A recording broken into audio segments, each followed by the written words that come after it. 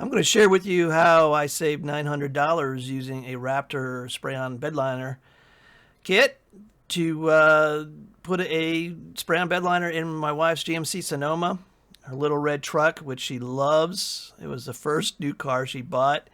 Had it for 29 years. She will not part with it, so we're trying to keep it alive. As a Christmas gift, I got it painted at Mako. However, when I took the plastic bed liner off for the first time in 29 years, it was a mess. There was a little bit of everything we'd hauled in the last 29 years under the bed liner. The debris under the liner had ground off the paint, and it had started to rust. Luckily, it was all surface rust and hadn't penetrated through to the sheet metal. Paint job turned out great. We just had to take care of the rust. So the purpose of the bed liner really was to stop the rust. Here's how the bed looked before we started. Mako had shot a little paint on it, so covered the rust a little bit. But in the close-ups here, you will see how bad the rust was. The quotes I got for this from Rhino and Line-X were $700 for a black spray-on liner. And then for any other color than black, they said it was $1,200 up. And they hadn't seen how bad the rust was. So the kit and the supplies cost total $300. So we saved $900 total doing it ourselves. The rust was worse here at the very edge, at the end of the bed. You can see how bad it was. Paint had chipped all the way off. Started rusting pretty badly. So this is what we were trying to stop with the spray-on bed. So before we sprayed the bed liner, I want to put down a rust preventative. POR 15 was highly recommended on the internet. So to start, I ground all the rust I could off with a wire brush in my power drill. Couldn't get it down to bare metal everywhere. So you can see this rust was, some of the rust was really tough. Got it down to, it was nice and firm though, so hopefully that will be good enough. Here is the rust prevention kit. It was a 3-part process. First you had their cleaner, which I used at full strength and learned later I was supposed to dilute.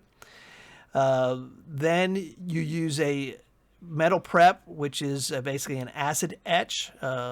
Paint it on there and leave it for 30 minutes. And then wipe it off with a wet rag. The final step was the paint, which is in that little can there. And I was worried I would not have enough of the paint to cover the entire bed. Boy, was I wrong. A little bit of that stuff goes a long way. I ended up only using about a quarter of the can. You can see with all that paint on there, I put 2 coats on it. So applied the first coat, then waited a couple hours, applied the second coat. This stuff was super tough and slick. Basically, it looks like nail polish and feels like nail polish. So I ended up having to scuff it a second time to make sure that the bed liner would stick to it. So we scuffed the entire bed with fine grit sandpaper per the instructions to make sure we got really good adherence. Here's the Raptor bed liner kit we bought on Amazon. It worked great. Came with 4 1-liter bottles of white paint, 4 bottles of red toner, and then a can of hardener. So you add the toner to the jar, then you add the hardener, shake it for 2 minutes, and you're ready to spray. The only downside was they don't leave quite enough space in the jar, extra space, to put the toner and all the hardener in there.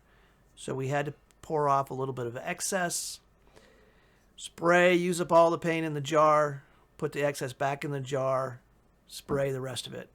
So we were able to use all the paint, just a little bit inconvenience having to deal with the excess. So this paint is too thick to apply with a regular air gun. So you use what's called a Schutz gun. Bought one on Amazon for $20. Same time I bought the Raptor paint kit. You adjust the air pressure. Getting the air pressure right is really the key to getting to the coverage you want and the pattern you want. We think we used around 120 psi. You can see this gun is much wider than a typical spray gun. Worked great. Did get a cardboard box and practice in the cardboard box with only about 1 or 2 sprays to get the pattern we exactly wanted. And this is what the truck looked like after the first layer of paint. Looked fantastic. I was afraid it wasn't going to cover the black rust preventer, but it did great even on the first coat. You couldn't see it. The trick here was to keep the gun pretty good distance from the surface you're painting. So you want it about 2 to 3 feet. And this give it a nice good coverage. You can see we've got a nice dapple pattern. So we've got a nice texture to the paint. The color is great. No complaints about how this turned out. So here it is after the second coat. So after sprayed the first coat, had to wait an hour for the first coat to tack up, then sprayed the second coat. Both coats only took about 15 minutes to spray. So as most jobs, it was the prep, which took the longest.